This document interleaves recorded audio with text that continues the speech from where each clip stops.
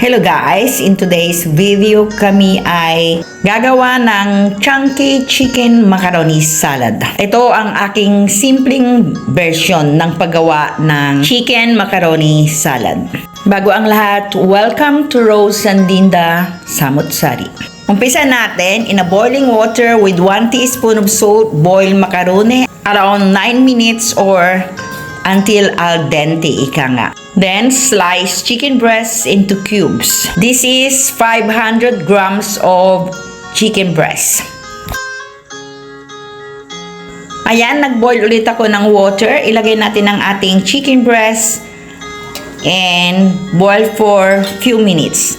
Pagkatapos itong aking chopped carrots, ihalo na rin natin para minsanan. Boil again for another 2 minutes at sabay nating alisin. Tapos, ilagay natin sa strainer at i-drain natin hanggang sa lumamig siya. Gumawa na tayo ng ating dressing. Maglagay tayo ng mayonnaise in a bowl. 2 pack yung ilagay ko, guys. Tapos, lagyan natin ng pickle release. Ayan siya.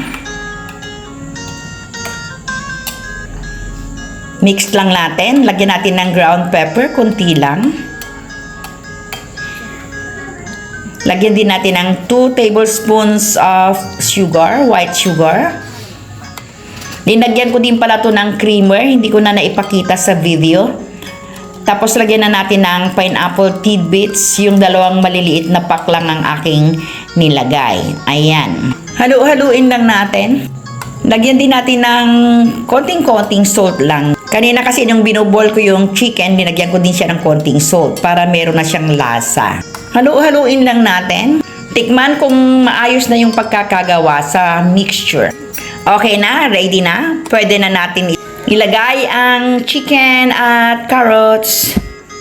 Okay. Mix again. O, diba? Mukhang masarap na siya. Wala pa yung ating macaroni dyan. Kasi nga, dapat hindi hinahalo all together muna para hindi magkalasog-lasog yung ating macaroni. Pero, ready na siya. In a separate container, nilalagay ko na ang elbow macaroni. So, makikita natin, tuyong-tuyo siya guys, pero hindi siya lasog-lasog. Simulan nating ilagay na ang ating mixture. Kahit wala namang okasyon, basta nag-crave tayo ng ganito, di gumawa tayo yung simpleng luto lang, basta masarap. Huwag na nating lagyan ng kung ano-ano pa. Minsan kasi pag sobrang mga ingredients ang nilalagay natin, nasisira tuloy yung lasa. O, ayan na siya, lagyan natin ng cheese, tapos lagyan din natin ng raisins. Optional lang yung raisins. Meron kasi kaming tira dito sa bahay, kaya nilagay na rin namin. Ayan, na siya guys. I-chill natin sa ref ng few hours, tapos pwede na natin kainin. Thank you for watching!